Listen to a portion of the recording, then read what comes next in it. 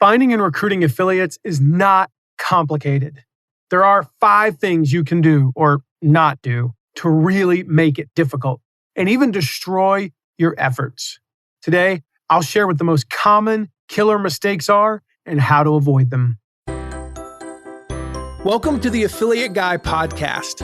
If you want to grow your income, serve your tribe, and enjoy all the benefits of affiliate marketing and having your own affiliates, you're in the right place. Thanks for joining me today. Let's get started. So today I'm sharing the top 5 affiliate recruiting mistakes. Now, I'm assuming that you're listening to this so that you don't make them. The reality is that recruiting affiliates, it's not that hard. I wish it was a lot harder. If it were harder, then what I do would be considered like totally ninja stuff and I'd make a lot more money. But when you know the system, and I'm going to share some of that system today, it's not that complicated. I started my first affiliate program back in 2005. And when I did that, I knew literally nothing about recruiting affiliates. I knew nothing about how to find affiliates, how to get them to say yes, what kind of emails to send, how to run an affiliate program at all, really, for that matter. Through a lot of trial and error, some massive mistakes, hopefully, or thankfully, none of them were killer mistakes. Our affiliate program was able to do a little bit over, about 18 months later, we're doing over $1 million a month. And so the thing is, I have personally made every single mistake that I'm sharing in this episode. Every single one of them I personally made, some of them multiple times, and some of them were nearly fatal. And like I said, none of them were.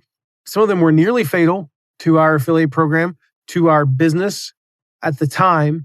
But the good news is you don't have to make those same mistakes. You don't have to make any of the mistakes I'm sharing today because I'm going to share what they are and how to avoid them. I screwed up a lot. I said this so many times. Like most of what I share is stuff that I did through trial and error. I made these mistakes. Sometimes it was because I tried something and it worked. That's pretty cool. Sometimes I share things that aren't mistakes, but things that I actually did well. But of course, when you try a lot of things, you're going to make a lot of mistakes. These mistakes have cost me millions of dollars, to be clear. Now, the good news to that is I get to help you avoid them. That's the yay! Kind of sucked to have to have made them myself, but at least I get to help you avoid them. So 18 years ago, it's crazy. 18 years ago, oh my gosh. 18 years ago is such a long time. We're almost at 20 years. 2 years from now, I'll be telling this story. It'll be 20 years ago. My business was facing a crisis, not unlike the situation you might be in today. We had this great idea. We had all the right intentions. We had the right team in place, but we had just basically were about to go bankrupt. Now, this was 18 years ago, not today. And we're about to go bankrupt because we'd spent most of our money on banner ads. And I remember this feeling like it was yesterday. We kind of all stood there. It was Memorial Day weekend 2005, and we kind of stared at each other like, how in the heck are we ever going to recover from this? And we didn't have enough money to go out and compete with our competitors at their level. They were all publicly traded companies, or they'd been around for years, and we were the new kid on the block. We were broke. Now, years later, fast forward to the late 2000s, after we had discovered the solution, I began to work with other businesses who faced these similar problems. They might be on the verge of bankruptcy, or maybe they were just tired of the stagnant growth that comes from so much of the marketing these days. It kind of seems like that's when people call me when they're in crisis, or they just reached the point where they were tired of mediocrity. Now, the solution for us 18 years ago was to start an affiliate program. Like I said earlier, that grew to over $1 million a month in less than 2 years. And when I first started, I had this brilliant idea to start an affiliate program. And we were all excited. We're like, yes, this is going to change the world. And our CEO looks at me and is like, where do we actually find affiliates? I'm like, oh my gosh, talk about sucking the air out of the room. Like, we had no idea. That's been my mission for the last 18 years or so. Finding, recruiting, serving, motivating, and growing affiliates. And for me now, the cool thing is I get to teach other people how to do this. We get to do this for other companies. At the time, I was just doing it for my company. And now we get to do this for other companies. Now, the competition, they want you to think that you need to wait to start your own affiliate program. They want you to think that having affiliates, that's only for the cool kids, for the insiders, right? They are wrong, right? Now, they have their own reasons for making you want to think those things, but they are not true. So if you've ever seen people, you've seen the launches, right? They're doing $1 million, $10 million, whatever. And everyone on earth, it seems, is promoting them. And you thought, can I do that? The answer is yes, you can. You can do that. All right. You can do this. I didn't have a playbook. No one was doing these types of lessons. I just made it up. But today I'm going to share how I screwed up, how to avoid those mistakes, what to do instead. So, what are those top 5 mistakes that most people make when recruiting affiliates? Well, number 1, waiting too long to reach out. All right. If you've got a book launch, you've got a product launch, you've got a summit, you've got a time-bound challenge, you need to be recruiting at least 6 months out, really 9 months out. Now, the reason for this is very simple. When you think of the way that most people structure their content calendars, most people plan at least a quarter in advance. So if you're in Q1, regardless of whether you're in January, February, or March, most people will have their April, May, and June somewhat planned out, if not fully planned out. I know for us as a company, this is the least in advance that we've been planned out in ages. I'm just coming off my big book launch, and we got like 6 months ahead, like 5 months ago. Now we're only like a month and a half ahead. And so normally though, we're 6 months ahead. Think about that. If you're in Q1, let's say you're in the middle of Q1, you're definitely not getting anybody to commit to, or very few people to commit to promoting you in Q2. And then they might even be planned 2 quarters in advance. So if you do 9 months out, you're virtually guaranteed to get on their promo calendar. You can't expect people just to drop everything to promote you. That's the thing. They're not going to. So there's a compromise. Like, yeah, ideally, we'd plan this 2 years out. Of course, nobody has anything on their calendar 2 years from now. You can get on. There's a compromise between being ridiculous and never launching and saying, okay, we're going to try to get this at least 6 months out. So if you're listening to this in May, then you need to be recruiting for Q4. If you're listening to this in February, you need to be recruiting for Q3. That's the compromise there. Minimum 6 months out. Again, 5 months if the quarters fall in a certain way. Doesn't mean that you can't do longer. Hey, you're 8 months away. Great. Start now. That's the thing. Start now. One of the reasons why I did so well with my book launches, I was recruiting people. I launched in January of 2023. I was recruiting people in mid-2021. In the middle of 2021, I was recruiting people to write endorsements for the book, to promote the book, at least seeding that early on. Now, if you've only got 47 days before your launch, that doesn't mean you don't reach out. You just need to understand that the results are going to be smaller. Okay? You need to temper your expectations because you're not going to probably do some massive launch if you're just starting 47 days out or whatever. Mistake number 2, limiting the types of affiliates that you recruit. Now, this means not working with certain types of affiliates. Now, some of these types of affiliates I'm going to list might not be right for you, but for most programs, these can work. And I'm going to give you some examples here, like co-registration affiliates, co-reg affiliates. These are people that are promoting other products and then they promote your offer in conjunction with their offer. So this is done a lot of times like on lead generation niches, but it can be done with all kinds of different products. And I'll just give you an example. When I was in the insurance industry, this is that very first affiliate program 18 years ago, some of our top affiliates were mortgage companies. And these mortgage companies would say, hey, you're applying for a mortgage and you fill out the application. We already know all the information basically that we need to know for a homeowner's insurance. So check this box and then answer a few additional questions to get information about homeowner's insurance. If you're applying for a mortgage, you're a perfect candidate for shopping for homeowner's insurance. The reality is, I would venture to say that 50% of homeowners insurance shopping is done on new home purchases. I'm not saying that people never shop their home insurance. Like we're getting ready to shop our home insurance because it's been 10 years and we just kind of were like, wonder what if we could save a few $100 a year, why not? But it's been 10 years. That's my point there.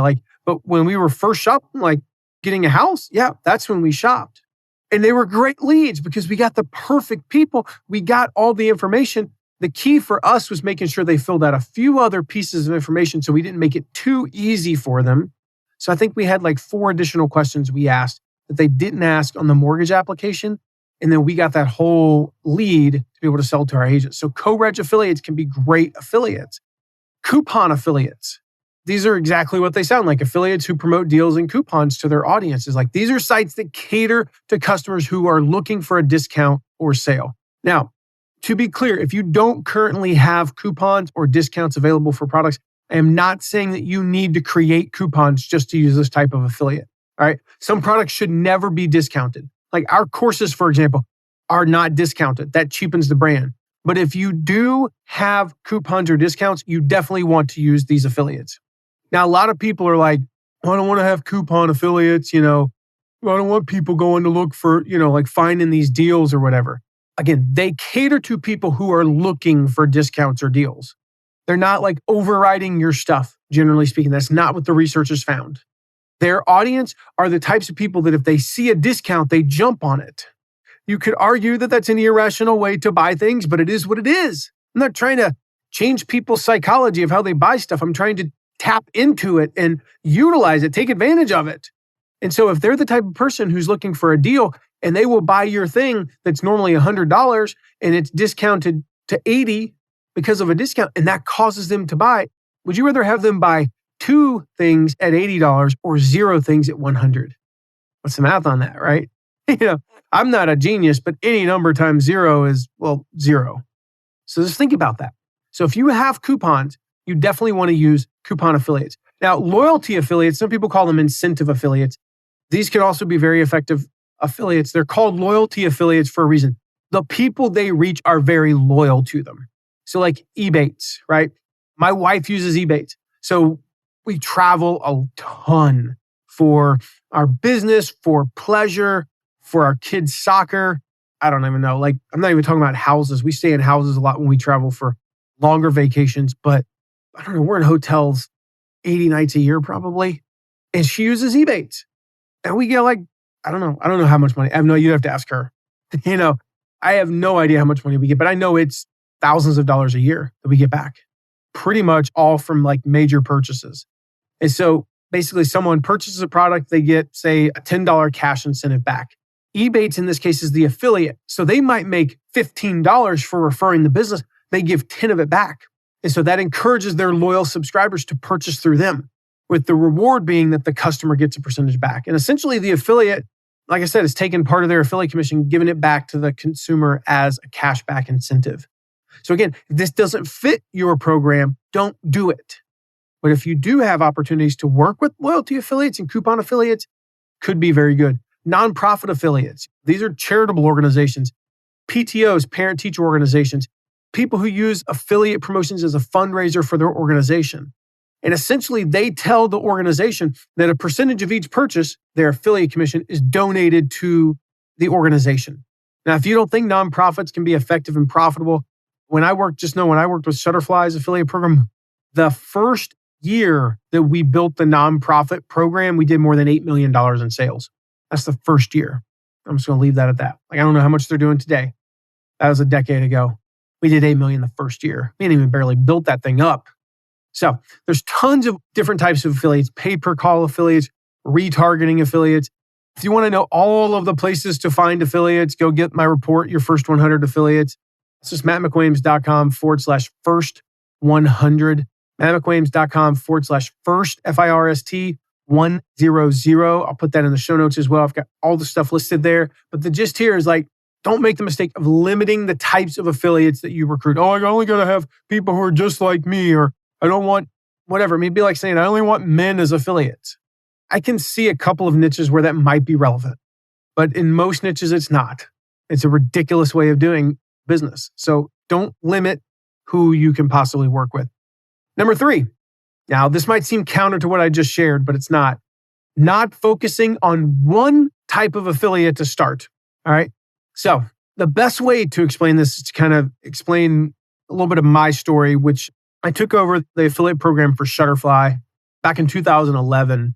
And we were looking to get into working with different types of affiliates.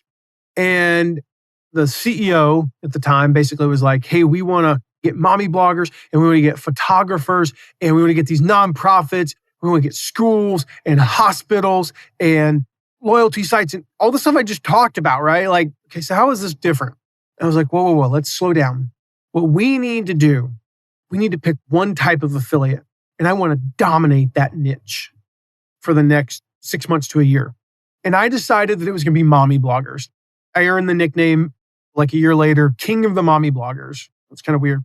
And I realize that mommy bloggers don't want to be called mommy bloggers, but that was what we called them. And it was like mommy blogs, right? And so we want to dominate that for about a year. So we went out and only types of affiliates we actively recruited. Did we have others who came to us? Absolutely. Did we accept them? Sure. The only types of affiliates we actively recruited were mommy bloggers. We focused on getting them left and right. Just every day, like boom, 10, 20, 30, 40 new mommy bloggers. We're going to get them to sign up. We're going to get them promoting. We incentivize them. We went crazy getting them. And it got to the point where after about 7 months, we had like a few thousand mommy bloggers who were in this affiliate program. And it got to the point where at the end of like 6, 7 months, we had probably 3,000, 4,000 mommy bloggers in this affiliate program. And it got to the point where literally it was like, if you started a mommy blog, like step 1, register your domain. Step 2, set up WordPress. Step 3, sign up for the Shutterfly affiliate program. Now, why do we do this? Why does this work? Because mommy bloggers follow other mommy bloggers. Photographers follow other photographers. Wedding photographers follow other wedding photographers. Nonprofits follow what other nonprofits are doing.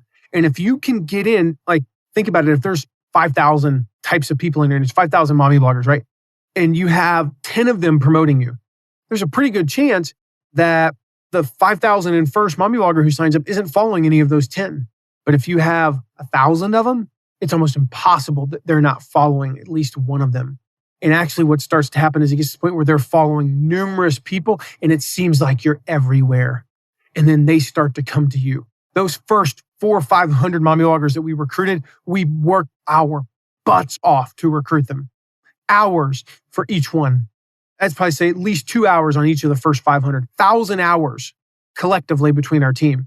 We busted it. Months later, they were just coming to us in droves.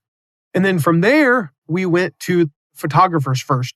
Went to the photographers and said to the photographers, like, boom, and we focused on wedding photographers and we got all of them to sign up. And then it was like portrait photographers. They came to us. And then we went to the nonprofits. And even within the nonprofits, we first focused on children's hospitals. And then we went from there and focused on other types of nonprofits. And then we went to PTOs and PTAs. And yeah, it sped up each time because we began to get some more organic growth in them just coming to us.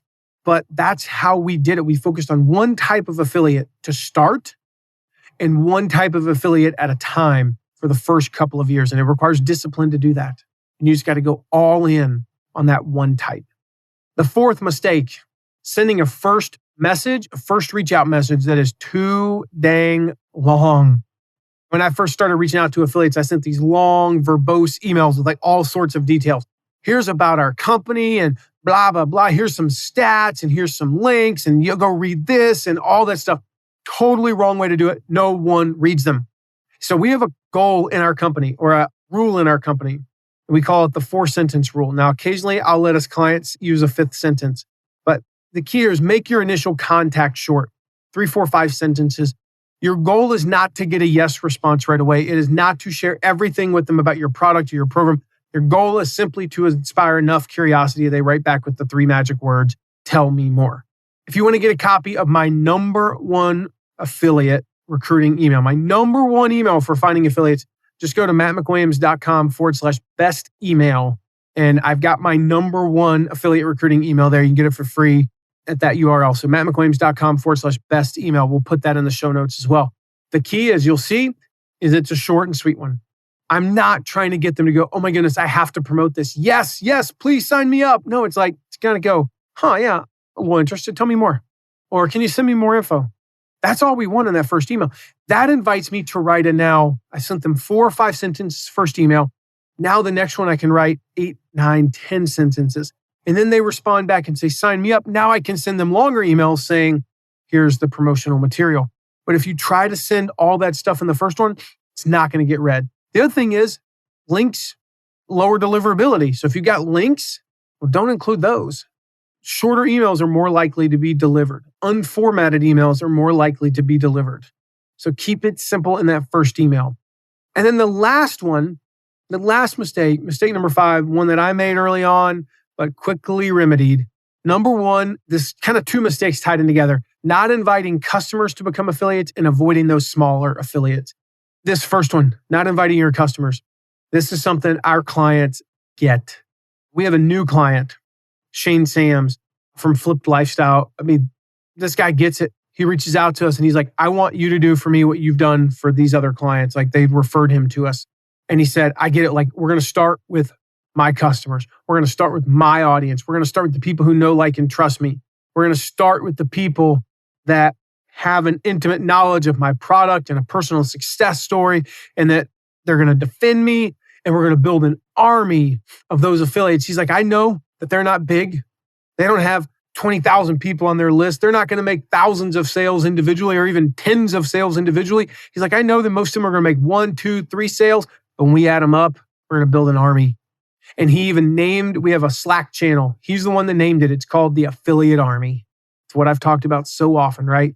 What better source of promotional partners? What better source of affiliates than your customers? Most people never do this though. Like I said, they have an intimate knowledge. They have a success story. They know, like, and trust you. They'll defend you. You couldn't ask for better promoters. And part of the reason why people don't do this is that these affiliates are typically small. We all want the big whale affiliate, right? We want oh man, if I'm going to sell a book, I got to get on Oprah. Why not just go on 100 other podcasts that are more targeted to your niche anyway? You don't need to be on Oprah. We all want that big whale affiliate. That's not how I said earlier, I built my first affiliate program over $1 million a month in 18 months. I didn't build it on whales. I built it on a lot of small affiliates. Brandon Miller. Still remember, hey, Matt, it's Brandon. He was from Western North Carolina. If he called me up today, I'd recognize his voice. Made a couple $100. Never made more than a couple thousand in a month. It wasn't a big affiliate. I was told that working with smaller affiliates isn't worth the time. Rather than have 100 small affiliates each making a few sales, I was just going to go get 4 or 5 affiliates who make hundreds of sales. Now, there's 3 problems with this strategy. Number 1, you put all your eggs in a few baskets. All right? You put all your eggs in just a few baskets. You get 5 big affiliates and one of them quits. You just lost 20% of your sales. That kind of sucks. You have 1,000 small affiliates and you lose 20 affiliates. Oh well, 2%. I can live with that. Not 20%. Number 2, you miss out on growing those smaller affiliates who remain loyal for life. I've shared it so many times. Like you have 100 small affiliates. You fast forward 3-4 years from now, a couple of those affiliates, most of the affiliates will be about the same size, maybe twice as big. So they're going to go from making 2 to 4 sales. Hey, having 50 people go from 2 to 4 sales, that's not a bad deal. A few of them are going to be out of the business. They're going to go from making 1 sale to no sales. A few of them are going to be about the same size. A few of them are going to triple the 10x. You're going to go from making 2 sales to 15 sales. Hey, that's pretty cool. But 5, 6, 7 of them are going to hit it huge. They're going to be 100 times bigger, 200 times bigger, and they will always remember that you were the one who gave them a chance. There's a reason why I just was on Anik Singh's show. Anik is huge today. Multiple 8-figure business. You know why I'm friends with Anik Singhal? And I get to be on his show and talk about my book and talk about how we launched the book and do all kinds of cool things with Anik and why he's like, I'm going to work with your company to run my book launch. It's because 17 years ago, he was a small affiliate for me. And I treated him like he was a rock star. Nobody knew who he was. He still remembers that. So number 2, you miss out on those small affiliates. And the third problem is you miss out on the chances to test things. One of the things that you can do with small affiliates is run some tests. Start off with those small affiliates, run some tests, try some things. They act like guinea pigs. So we're doing this with our clients, like we're just trying a few things. And sometimes it works and sometimes it doesn't, but we learn. We make small mistakes.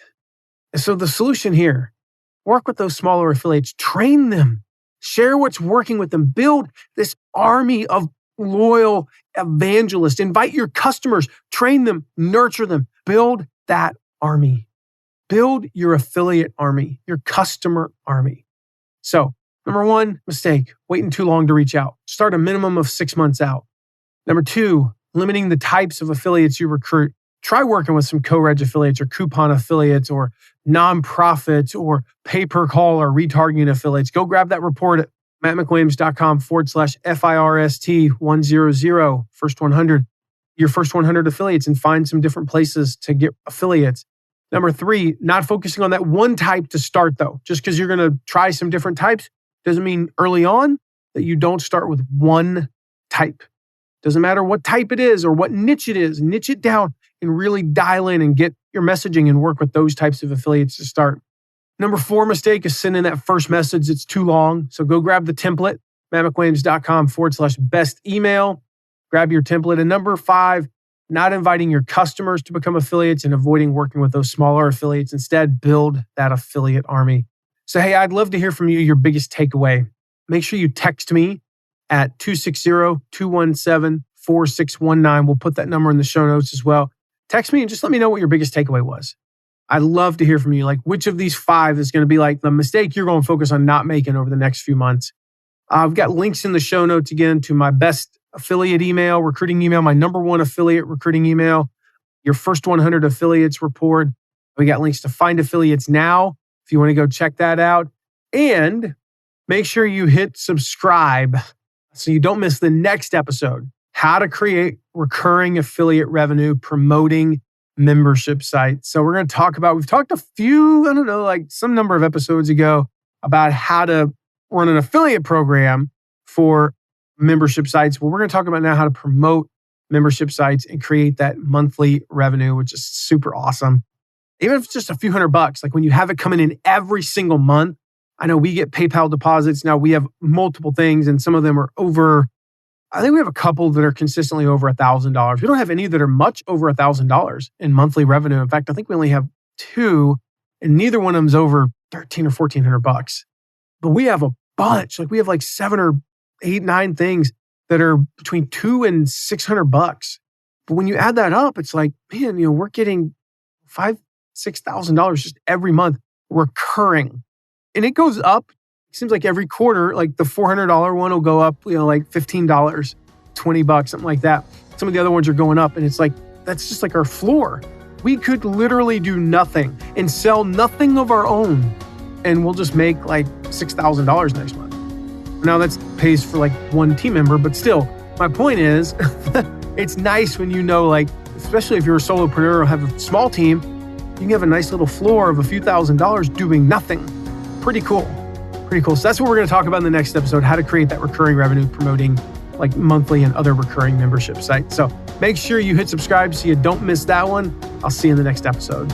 Thank you so much for listening today. Remember to check out all of our deep dives into affiliate marketing at theaffiliateguy.tv. And if you have a question, ask it at asktheaffiliateguy.com. Who knows? Maybe you even be featured on an upcoming episode. And lastly, if you haven't yet, make sure to leave a rating and review wherever you're listening to this episode. See you soon.